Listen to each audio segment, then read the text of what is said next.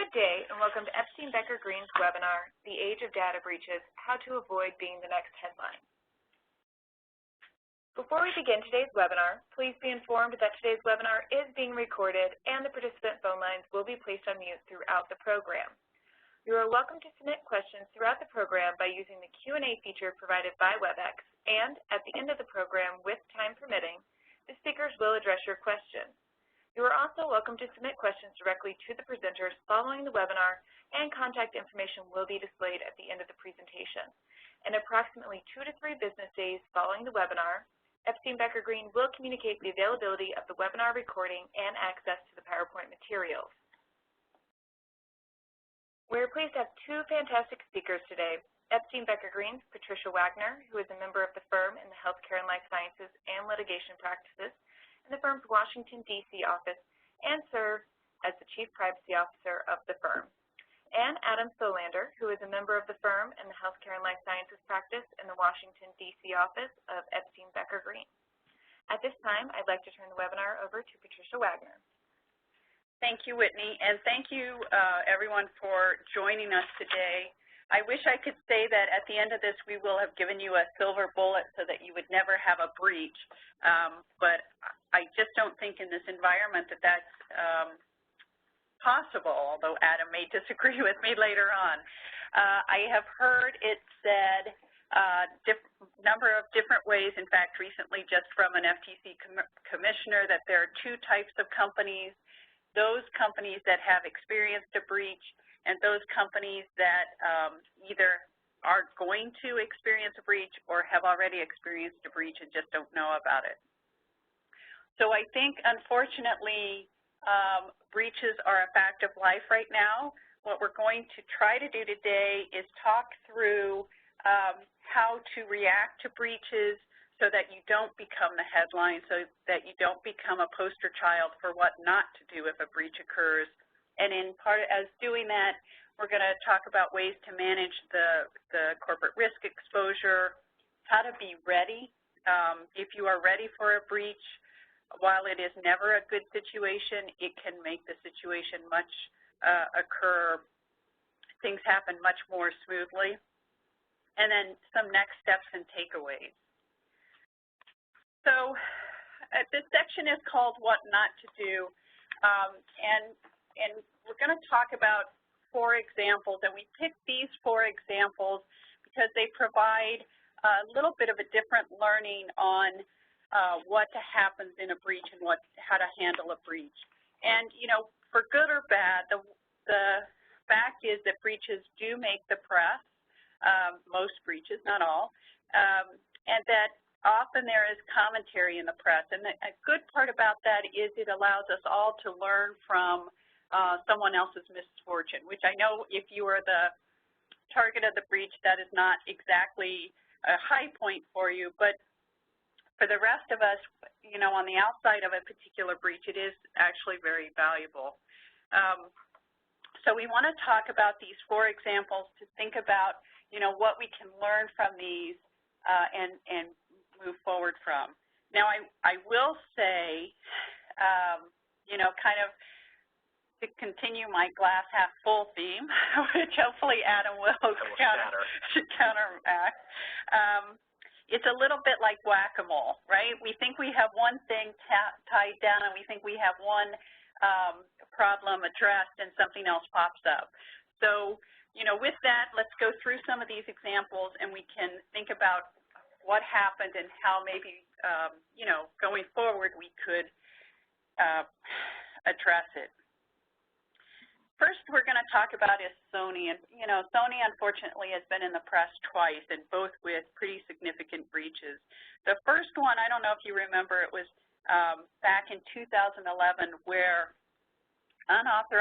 there was an unauthorized external intrusion into the PlayStation and streaming networks by hackers, and it turned out that those hackers were actually gaining access to credit card information. Now, it's nice we have a little timeline here where it shows that the unauthorized external intrusion into PlayStation occurred in the April 17th to 19th period, and it was April 27th when Sony announced that intrusion included credit card information.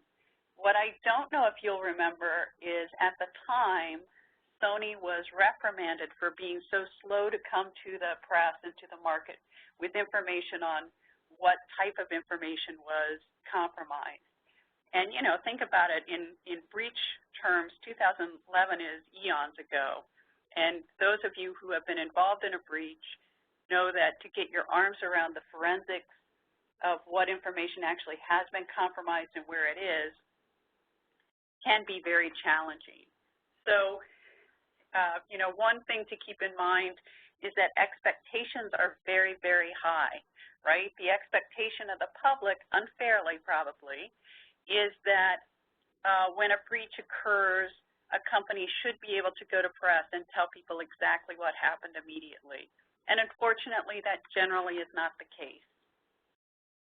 The second breach, again, for Sony occurred in 2014. Again, Sony was targeted by hackers, and they were notified by the hackers of a ransom demand. So I'm sure you're all familiar with the facts of this case. The only things I'll point out on this slide are, one, it was not consumers this time, it was employee financial information. The Sony employees, actually, I think the class representatives are former employees, which kind of makes sense, have filed a class action lawsuit against the company for failing to secure its networks and not protecting employees' personal information. I know that there have been comments from regulators, state attorney generals, and others in the press. There were initially chastising Sony for not taking better care of the information. But if you look at our last data point, December 19th, the FBI named North Korea as the country behind the attack. And this, you know, this will be an interesting one to watch. Again, we can say if we're not Sony, it will be interesting to watch, because assuming Sony actually did have secure processes in place and was targeted by very sophisticated hackers, it will be interesting to see how those facts play out, not only in the class action, but with regulators as they start to look at the dig into what happened in that breach. Just so you know, cost of the breach for Sony in 2011, this cost of responding to the breach was about $171 million. 2014, $100 million. So you can see for Sony in 3 years, total cost of breach response is close to $300 million.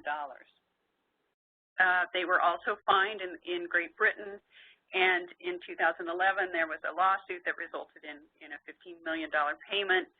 It's unclear what will happen in 2014, but if you are thinking about impact of a breach on your organization, this is a nice slide to keep in your back pocket, because it's a nice slide to take to, for example, the board and say, you know, you want to know how much this costs? This is how much a breach could cost. Okay, so that was hackers. Hackers getting into the system. Sony got hit twice. Hackers targeting the Sony systems. Now we're using Stanford as a different example. In this case, there were medical information of about 20,000 patients who had been treated in the emergency room. Turns out unfortunately, their information was displayed on a public website for nearly a year, beginning in September of 2010. Digging into the facts, it's been reported that this was due to an error not by the hospital itself, but by one of its business associates. And because of the way the website was set up, the EPHI was available through the internet. There was a class action lawsuit in that case. and ultimately a $4.1 million settlement to those plaintiffs.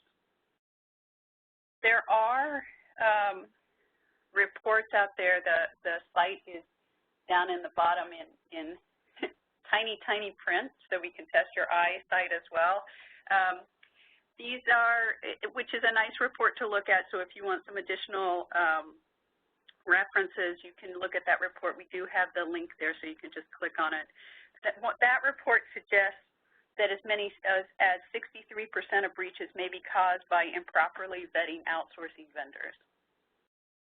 So that's something to think about, right? Let's say you have your system nailed down and you're confident that if hackers get into your system, you'll know it immediately or you'll prevent them. But that's not enough. You actually then have to take that same thought process and go to your vendors. And, you know, in the scheme of things, 20,000 isn't nothing, but it's not the biggest number in the world either. So, you know, you really have to think about how you're going to triage your vendors in terms of risk, right? There may be some vendors who have limited information, and so the risk is fairly small.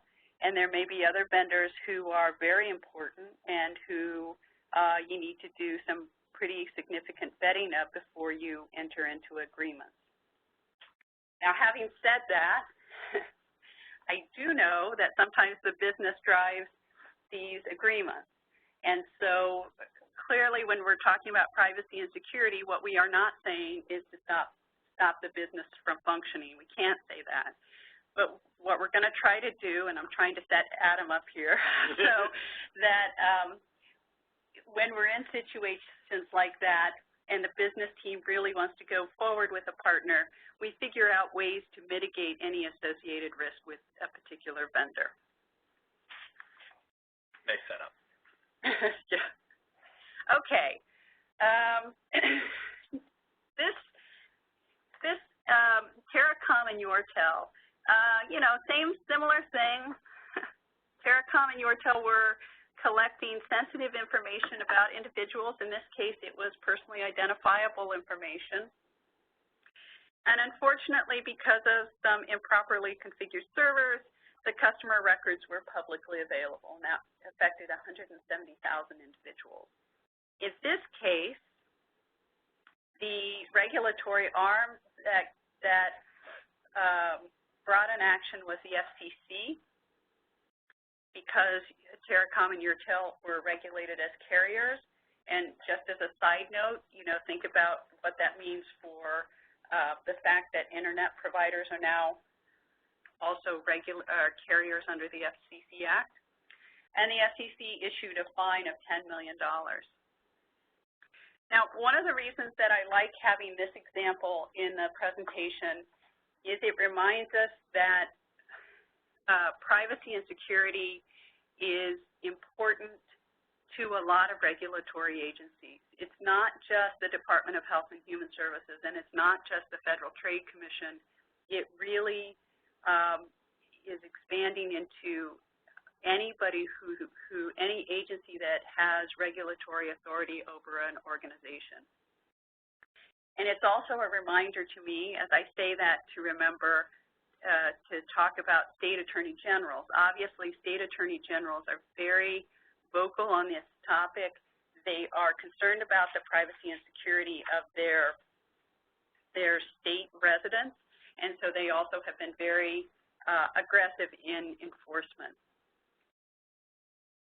I mentioned the Federal Trade Commission, and I wanted to talk about the LabMD case in that regard. The Federal Trade Commission has been actively enforcing privacy concerns for a while now. I was just at the IAPP conference, which is the International Association of Privacy Professionals. And at that conference, 3 of the 5 sitting commissioners spoke at the conference, and the bureau chief of the the head of the Bureau of Consumer Protection also spoke at that conference. in agency terms, that's a pretty big message, right? The message that the FTC is sending is privacy is very important to us. We will continue to enforce privacy cases. And I like the LabMD case because I think, as an example, is because I think it's a nice example of how serious the Federal Trade Commission is about that jurisdiction. So LabMD is a medical testing laboratory based in Atlanta, and for those of you in the healthcare industry on the phone, LabMD is actually a covered entity under the privacy rule. The FTC filed a complaint against LabMD, but just so we all remember, this case came to light because a so-called security firm had obtained a spreadsheet containing consumers' information and called LabMD and said, hey, we have this information, it's available to us. Unless you hire us to fix it, we're going to report you. Okay? LabMD said, you can't do that, that's blackmail. We're not, I'm assuming this is what they said. They didn't hire the company. And I assume they thought, how can we hire a company that's holding us hostage like that? That's blackmail. The quote-unquote security company did indeed report them to the FTC, and the FTC brought a challenge. The FTC stated that misuse of the information can lead to identity theft, medical theft, and therefore cause harm to consumers by revealing private medical information. LabMD challenged the FTC's enforcement authority, actually, I believe, twice, including arguing that because the FTC doesn't have jurisdiction over protected health information because that is the jurisdiction of the Department of Health and Human Services. That challenge was dismissed, actually based, though, interestingly enough, on procedural issues. The appellate court said, you know, this is an administrative proceeding. There is not a final order yet for us to opine on, and therefore we can't rule on your arguments. You have to continue through the administrative process. And just so everybody on the phone knows, when the FTC brings a case, they bring a case in front of themselves. They are a regulatory agency, but they're also an administrative agency. So the complaint is filed with the Federal Trade Commission and heard in front of an administrative judge for the Federal Trade Commission. Oh, one other thing. Sorry, Whitney. Just so I don't forget, so the Federal Trade Commission, as I said, has been very aggressive in enforcing these. They bring the actions under the Section 5 of the Federal Trade Commission Act, which prohibits unfair or deceptive acts or practices. And the argument by the Federal Trade Commission is that an act is or practice is unfair, and it's a three-part test, when it causes or is likely to cause substantial injury, and they have been very clear recently that that does not mean just monetary. They are concerned about reputational injury or with medical information, unknown injury that could occur from having your medical information made public. Second is it cannot be reasonably avoided by consumers,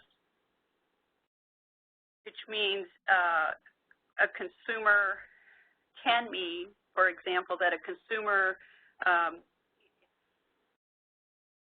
didn't know enough to avoid the situation. So, for example, if a website is collecting your personal information, the FTC would argue that the website needs to tell consumers exactly what's happening to that information so that the consumer can make an informed decision on whether or not to submit their personal information. And third, it's not outweighed by any countervailing benefit to the consumer. They have interpreted the unfair or deceptive act practices very broadly, and I am assuming they will continue to do so because one of the guiding principles of the FTC is just what I said. If companies are collecting the information, they should be taking care of it and telling consumers not only how they're taking care of it, but what they're doing with the information. And if that doesn't occur, the FTC will want to bring an action. So that means we have to worry about a lot of different regulatory agencies looking at privacy and security. And unlike some cases where the enforcement authorities all try to jockey to get the better position in enforcement, in this case, that's not happening. When you hear the enforcement agencies talk, they are excited that others are in the enforcement game. They like working together. They like being able to play off of each other. And so it's really an area where enforcement, I can foresee, will be expanding rather than being single to a single agency. Okay, so now that's all the bad news. Now Adam, our glass half full person, is going to talk to us a little bit about managing the corporate risk exposure. Wonderful. Thank you, Trish. And, I think that first slide and what Trish said earlier about, there's two types of companies that have experienced a data breach and companies that are going to experience a data breach. I think that's very telling, but I think there's also a separate category that falls underneath that. And that is, there's two different kinds of data breaches. There's preventable data breaches, and then there's the unpreventable. So preventable data breaches is really what we're going to talk to you about today. There are a lot of common sense things that you can do right now that will greatly reduce your risk exposure. Then the second bucket is, if a nation state decides to point at you, then you're going to have what I call an unpreventable breach. But in the healthcare industry and across the sector, the vast majority of breaches that we're seeing really are preventable. And they're preventable through a couple of common sense things that we're going to talk about today. So the first slide here is know your weaknesses.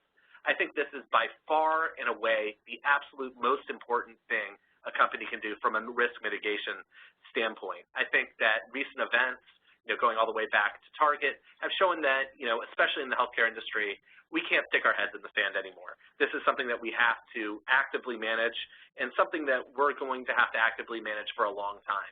So this isn't something that we can put just a short strategic investment in and say, great, we're protected. This is going to be an evolving standard, and it's going to be a way of life that we're going to have to deal with from now on. Then it's knowing the impact of if a breach occurs and putting in place, going to the next arrow here, putting in place an appropriate structure to prepare for that breach and respond effectively. So doing those three things, I think that you can really mitigate your risk to the organization in a meaningful way in a very short period of time. So moving on to the next slide, and I like this slide right here, mostly because it's colorful, but also because it tells a story that no industry is going to be the same. And even within an industry, no company is the same. So when you look at healthcare here, I think this is very telling, is that 45% of breaches are caused by theft or loss. That falls squarely into my preventable category. The insider misuse, 15% of breaches in the healthcare industry result from provider misuse. I think that's another preventable breach. The miscellaneous error, I think, is additionally a preventable breach, in my opinion. And those are things that just putting in an appropriate corporate governance structure, assessing your risk, knowing what your vulnerabilities are, these are things that can be wiped out immediately. The other thing that I think is somewhat telling about this slide is that the intrusion is only 9% in the healthcare industry. And I think that's largely because we're far behind where other industries are. Defense, banking, those industries have dealt with data theft and breaches for a long time. And these are certainly things that they've taken into account and have really gotten better at doing. So being a glass half full guy, as Trish explained, doing what we're talking about today can bring us in line with those other industries where, intrusion, the stuff that's making the headlines today, is something that only accounts for maybe 1% of the breaches. Moving on to the next slide, these are really the 9 things that we see over and over and over again. And if there's one takeaway from what I'm going to talk to you about today, is that you have to conduct a risk assessment to know where your vulnerabilities are. These are those 9 most common vulnerabilities.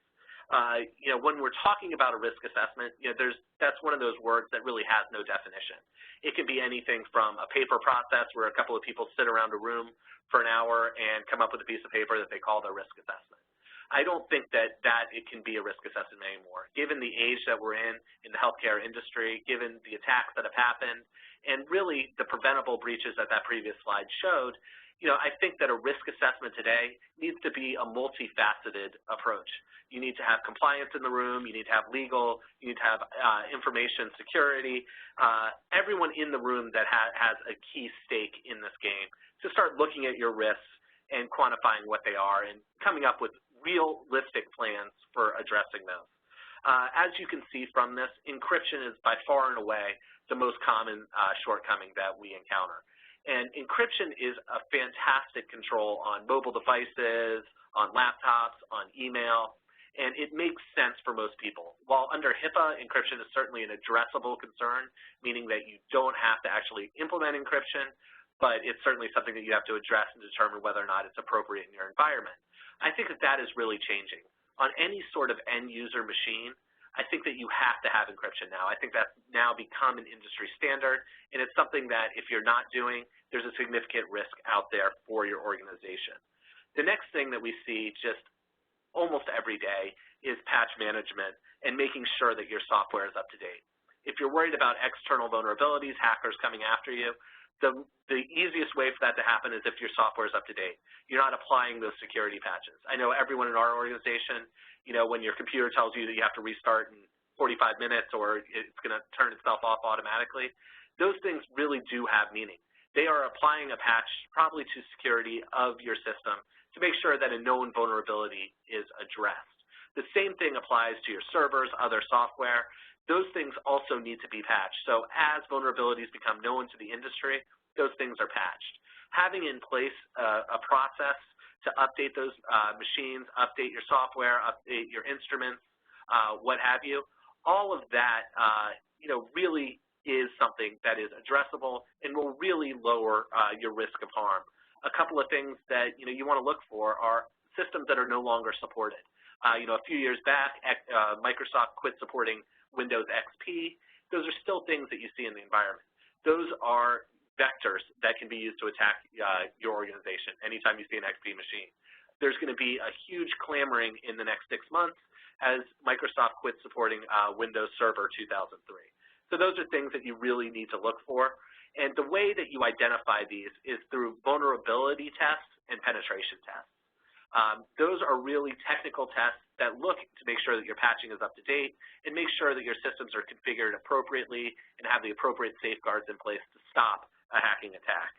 A couple of sleepers that don't make this list but I think are becoming more and more relevant every day are, especially in the healthcare industry, we have a data problem. Almost on a daily basis, we encounter organizations and they just have huge amounts of data stored on their systems that they don't need anymore, they don't use anymore. It may be data that is in what I call hidden repositories where people may have saved, the spreadsheets that they work on a daily basis, on a hard drive somewhere or on their SharePoint, somewhere where it's accessible to individuals, and that may not be where the organization thinks they are.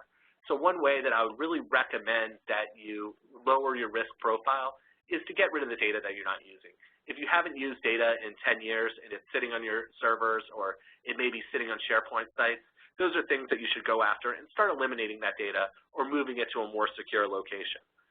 Trish talked about it through the examples, and the other thing that I would really point out here are business partners. As organizations, we spend an enormous amount of money securing our systems, enormous amount of efforts. And all too often, what we see are business partners are willing to sign, a HIPAA business associate agreement, and they're not at all in compliance with that agreement. So as an organization, what you need to do is you need to go the step beyond just signing that business associate agreement. You need to come to some sort of conclusion of what security controls you believe are most relevant to your organization and make sure that your business partners have those in place. So hitting on the encryption, making sure that all of their laptops and all their mobile devices are encrypted is something that you may want to have in place before you do any business with a business partner. The other thing that is really coming to light now is training. we focus a lot on our technical controls. A lot of times those technical controls and the people who are putting those in place are somewhat separated from the rest of the organization. So compliance does training, IT security, secures the infrastructure, et cetera. Those two things need to be brought together, and employees need to understand that they are now attack vectors. People are using spear phishing, they're using social media, they're using a whole bunch of different ways to get around an organization's security controls that may be pretty robust to just have employees let them in. So that is really a weakness in a lot of the organizations that we see that really needs to be addressed. People need to understand that, their people really are their biggest weaknesses. But moving on to the data breach side, and we'll talk a little bit about how to prepare for a data breach. Now, we've talked a little bit about what you can do to prevent them. The main point here is that data breaches are expensive, and there's things that you can do to prevent this. A recent report came out. The average cost is $5.9 million per organization. The average cost of a data breach roughly breaks out to around $201 per record, and depending on how those records are lost, that number will go up and down. Of course, hacking, where you have to bring in IT vendors, forensics vendors, that sort of thing is going to be the most expensive. Simple human error where somebody may have emailed records to the wrong person, that's, of course, less expensive because the trail is somewhat apparent and you can go after it. But what's always lost in this is the reputational harm and customer fear. I think that IT security is something that, for a long time was ignored by organizations, but now it's really becoming something that's necessary to compete. And that's because companies that experience a data breach, they lose a lot of confidence in the market. You're the company who's had the data breach, it's in the media. A lot of times the facts of that are not reported appropriately in the media, and they villainize you. You may have good security controls in place, but had something happen that was not apparent to you in your risk assessment, et cetera. So those are the kind of things that can really affect the business beyond just paying that $201 a record. It can really lose a lot of business for an organization. It can be embarrassing, et cetera. One point here is that having a good breach response, having that management structure in place can vastly reduce that. And I know Trish had some thoughts on that as well as to, when to report and when not to report. Right, and there's always a delicate balance when there's a breach and how quickly to report. And as we saw from the Sony example, 10 days, the press and the media were complaining that wasn't reported quickly enough. But I think it's a corporately responsible thing to do to make sure what you're reporting before you report. And I think it's important because I think, you can go out and be wrong, right? You can either say, oh my gosh, we have 200 million people affected, and it turns out that it's only 20,000 people, and then you've got to backtrack, and while you think that's a nice thing in the press, that doesn't always come out in the press that the number went down. Or you can come out and say, hey, it's only 20,000, and it turns out that it's actually, 100,000. So making sure you understand what the breach is affecting and who is affected and what type of information before you go to the press, I think is important. Now, that's not to say you shouldn't report, right? We would never suggest that if you have to report, you do need to report, you need to work as quickly as possible so you can make that report, not just in the time that regulation or state laws might require, but again, to help your corporate image, make sure that you don't look like you're trying to hide the ball. But I think that reporting should be responsible. I absolutely agree. So moving on to the next slide, I think, report appropriately, ignoring it doesn't go away. The most important thing, and one of the things that we always see that wasn't on that little bullet point list of the 9 most common things, it's very important to have a breach response plan. And the reason is, we do a lot of data breach work, and one of the unfortunate fact patterns that we come across a lot is delay. And that's delay because we were not appropriately prepared as an organization. It generally happens that, a breach occurs or a potential breach occurs. IT takes some time to investigate that breach on their own before reporting it up to the higher-ups, or an employee who made the mistake lost the laptop.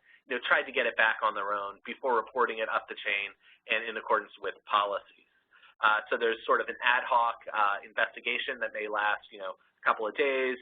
It may last a week. The employee, may have sent an email and is an inappropriate email and is trying to email that person to get it back. All of that results in delay. Oftentimes when an organization, when it gets reported up to the organization, we see that, there's a scramble to get the right people in the room. Information security may not be involved, legal may not be involved, compliance won't be involved, and it takes some time to get the right decision makers in the room. Once you get the right decision makers in the room, we see over and over again that, we don't have contracts in place. So to bring in the appropriate vendors, we need to, one, identify them, and two, get contracts in place so that, one is a business associate agreement, but making sure that, legal and the company higher-ups are okay with the people in the room, and then, really getting to the level of who's responsible, who's driving the ship. A lot of times we see, even when the right people are in the room, there's disorganization where, people don't know who's responsible for making the call in this area because it is a new area. As you can see from the slide that's up there are fines associated with this for not reporting or failing to report appropriately. And as you can see, some of them are pretty severe. $250,000 for not reporting a breach within 5 days seems to be something that immediately got my attention. So moving on to the next slide, this is what I want to talk about for the remainder of it, is being ready to address the inefficiencies that happen when a data breach occurs. The first bullet point here is very important. Implement strong organizational policies. Those policies, in my opinion, should address who is the right team, making sure that the stakeholders from legal, compliance, IT, anyone else who may have a say in this is in the room and their duties are defined under that policy. It's also important that you create channels for that reporting. Ambiguity in a data breach situation is something that will kill you. You need to have, a clear reporting. So a compliance hotline, if somebody discovers a data breach, stopping those ad hoc investigations. So when a potential data breach is discovered, they have 24 hours or 45 minutes or whatever you think is appropriate to report that to, the compliance officer or the general counsel, whoever it may be. Another part of the policies, which may be a little bit outside of it, is that you have to have those contracts in place. That's one thing that causes delay every time. So defining different breaches, different things that could happen, and making sure you have the appropriate people out there to deal with it. Making sure you have outside legal counsel, making sure that you have a forensics vendor, making sure that you have a public relations firm that can help manage the communication, making sure that if you're using a private investigator, all of that is in place, and you can really just turn the page, make those calls, and have an incident response that really is effective. Another thing that needs to be in the policies is the legal requirements, making sure that you understand your reporting deadlines. So if you're in 50 states, making sure that you understand those state deadlines. If you're governed by the FTC, if you're governed by HIPAA, making sure you understand who you have to report to in those timeframes and making sure that all of those things are in place and ready to go. The other thing that I think needs to be in place in these policies and procedures is a test. This isn't something that we can sit around the table and write and know that when we dust it off in the event of a breach, it's going to work. This is something that needs to be tested. It should be done like a vulnerability test or anything else. A lot of times, we do business continuity tests, disaster recovery tests. I think that for a lot of organizations, it's time to really create a breach response test and make sure that our policies, procedures, and everything is ready to go. And I'm going to interrupt Absolutely. for just a second. One of the things, Adam talked about making sure you have the contracts in place for all of the relevant vendors, and that's an important consideration right now. To the extent you can have those in place prior to a breach, terrific. Be thoughtful of the fact that if you have cybersecurity insurance, your carrier may have an opinion on which vendors you use. And if you have a preferred vendor, you want to make sure that that vendor is going to not create coverage problems under your policy, or if it is, use the time that you have to try to work with your carrier to see if you can get that vendor approved. Great. And so moving on to the next slide, in terms of mitigating risk, here are a couple of organizational priorities that I think are really important. I think assessing the risk is something that, I think we beat to death at this point. But there's a couple of additional points that I would put in here. As you're assessing your risk, it's important that you do this in a realistic way. This is not a boil the ocean type approach where, every possible contingency that could be identified is identified. What you want to do is identify what are the biggest risks to your organization and prioritize those. So identify what you think could be most damaging to your organization and putting in plans to deal with that. That needs to be more than a paper process. Again, you need to have the technical, the physical, and the administrative component of that.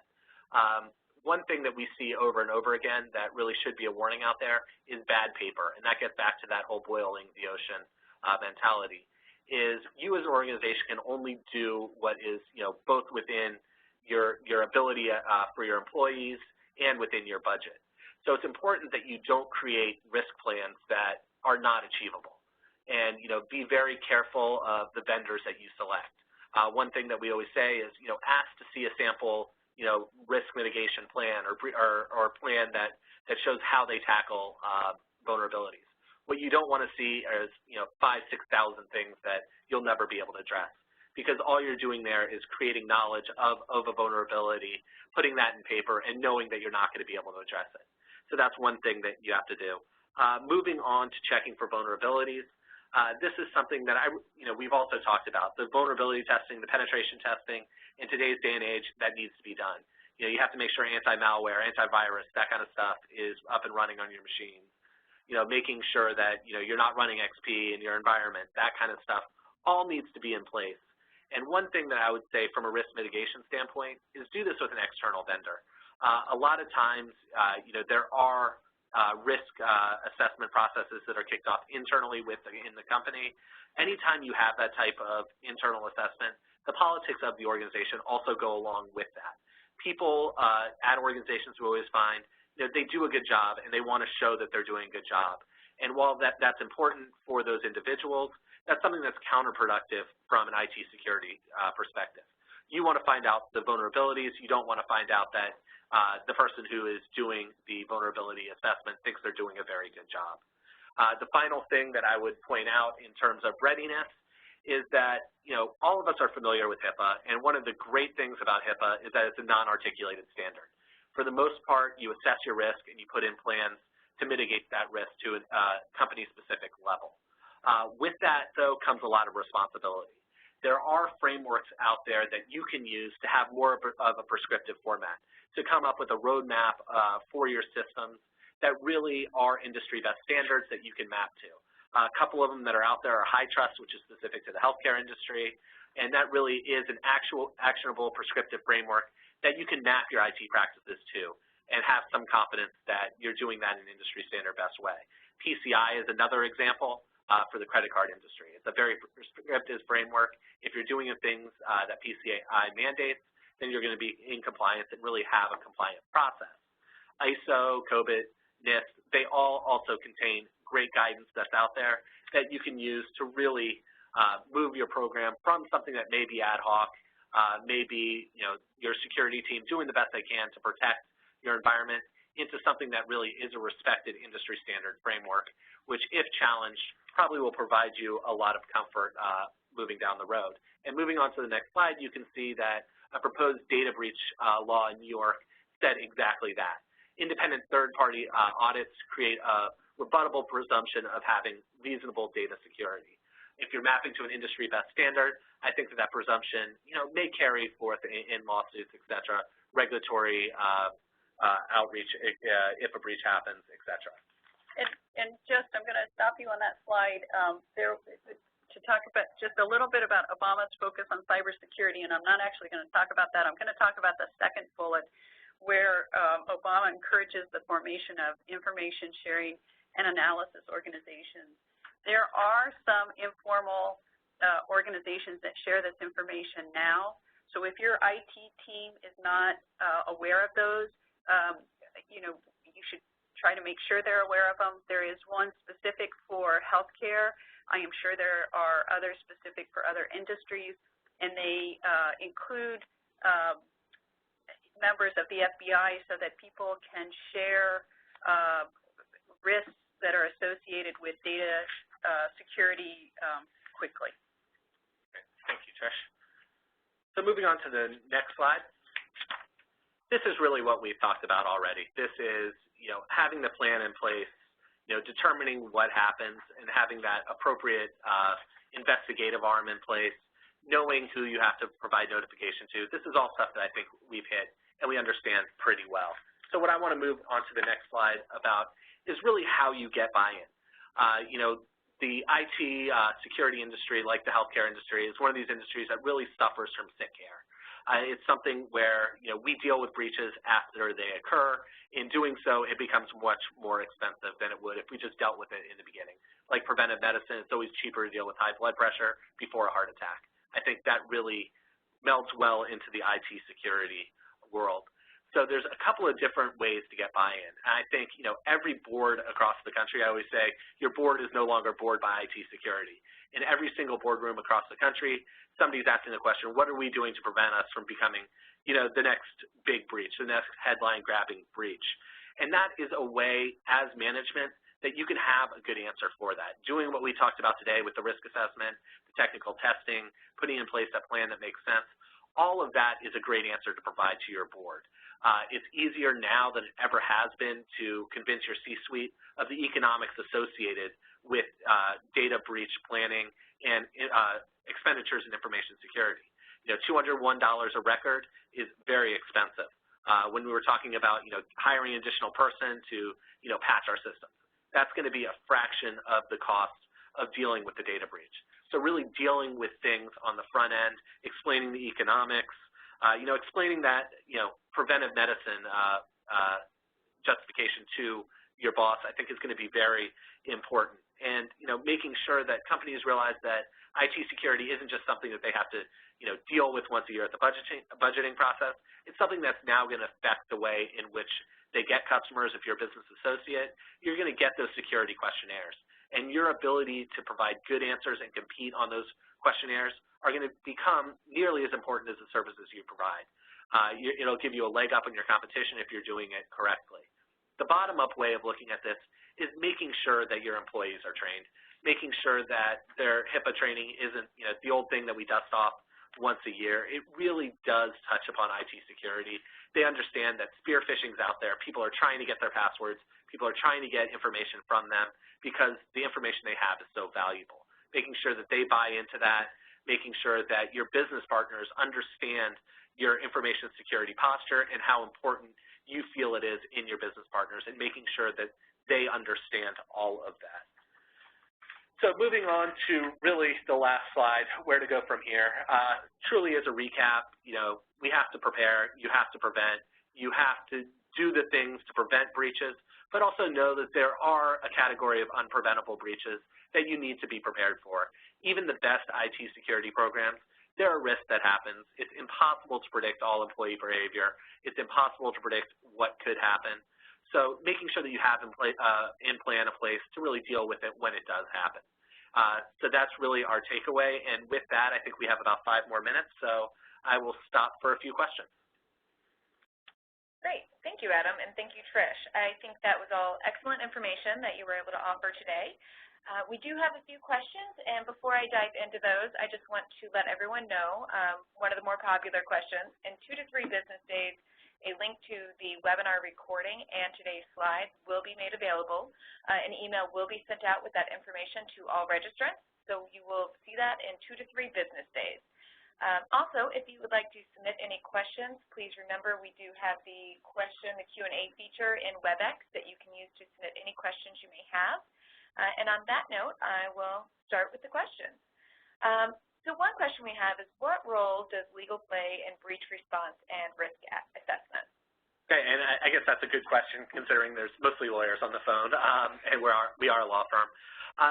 The important thing that I would point out here is that HIPAA and all of the cybersecurity frameworks that are out there, they are really legal standards. And interpreting these standards, for example, HIPAA, and putting in place appropriate safeguards is something that really is responding to a legal requirement. So it really is appropriate for legal to be involved there.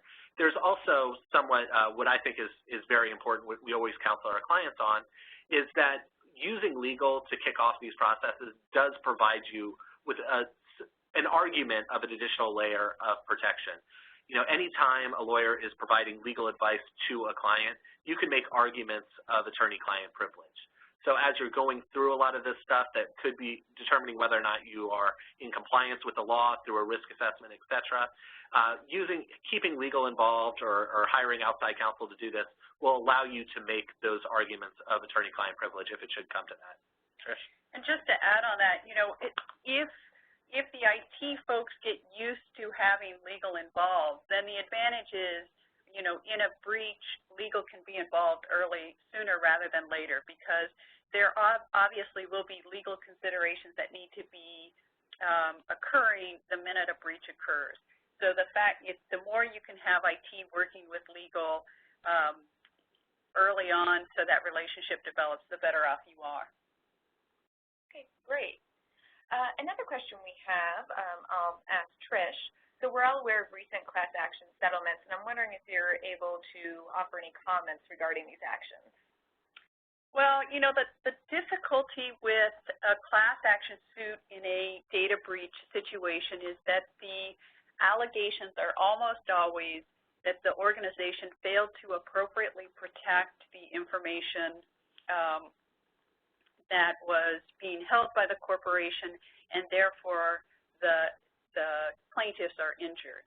Now, the difficulty from putting on our litigation hat for a minute, the difficulty with those allegations is, as you can imagine, those are difficult allegations to get rid of on a motion to dismiss, right? Because they're going to be issues of fact, and that's never going to play in a motion to dismiss, not never, but rarely going to be helpful in a motion to dismiss. So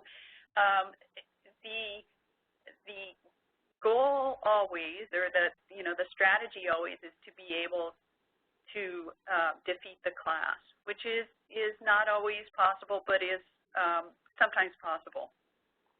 And the reason for that, quite frankly, is litigation is expensive. Class actions are very expensive, and so that if a class is certified, many organizations will make the business decision to settle the case rather than to litigate the case.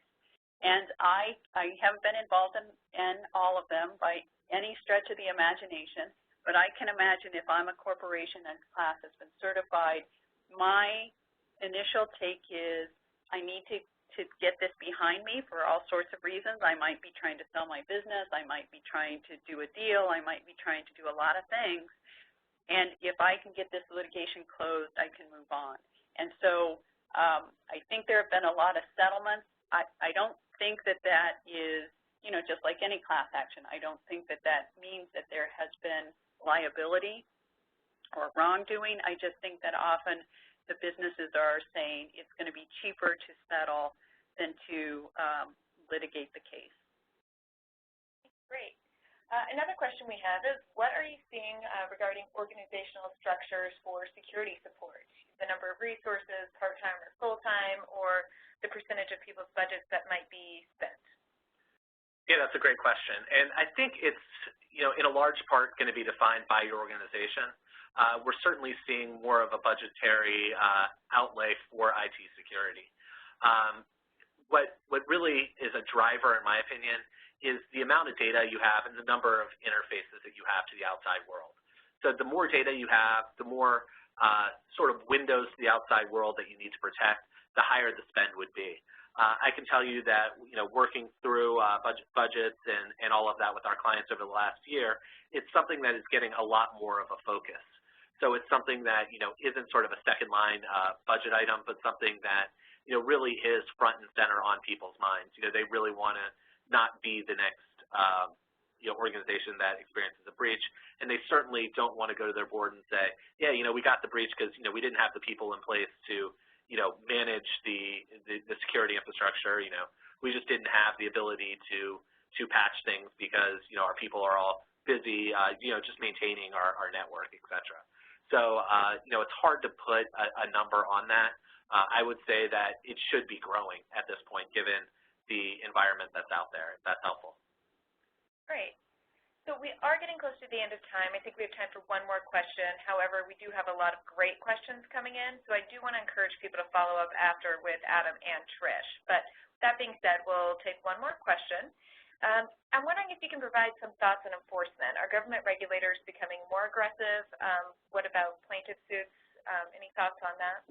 The first? I think the answer to that is yes, that government regulators are becoming more aggressive, and I think that's at every level. I think it's at the state and the federal level. I think we will continue to see that. I